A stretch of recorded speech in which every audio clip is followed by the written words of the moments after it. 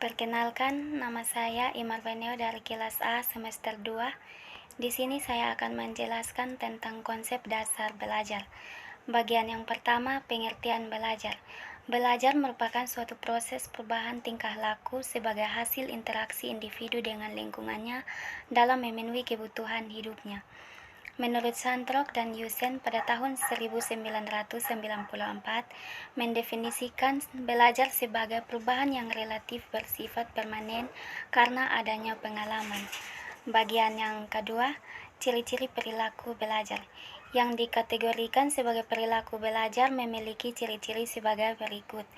Bagian yang pertama, perubahan tingkah laku secara sadar. Yang kedua, perubahan bersifat kontinu dan fungsional. Yang ketiga, perubahan bersifat positif dan aktif. Yang keempat, perubahan dalam belajar bertujuan atau terarah. Yang kelima, perubahan mencakup seluruh aspek tingkah laku. Yang ketiga, faktor-faktor yang mempengaruhi belajar. Terdapat dua faktor yang mempengaruhi belajar, yaitu faktor internal dan faktor eksternal.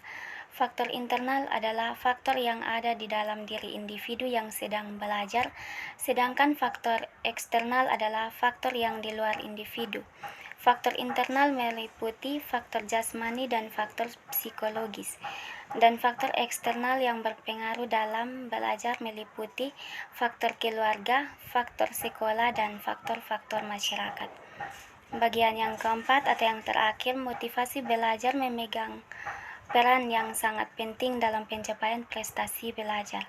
Motivasi menurut Wolkowski dalam Prasetya 1985 merupakan suatu kondisi yang menyebabkan atau menimbulkan perilaku tertentu dan yang memberi arah dan ketahanan pada tingkah laku tersebut. Sedangkan menurut Binks dan Telfer dalam Damayanti 1994 menyatakan bahwa pada dasarnya siswa memiliki bermacam-macam motivasi dalam belajar.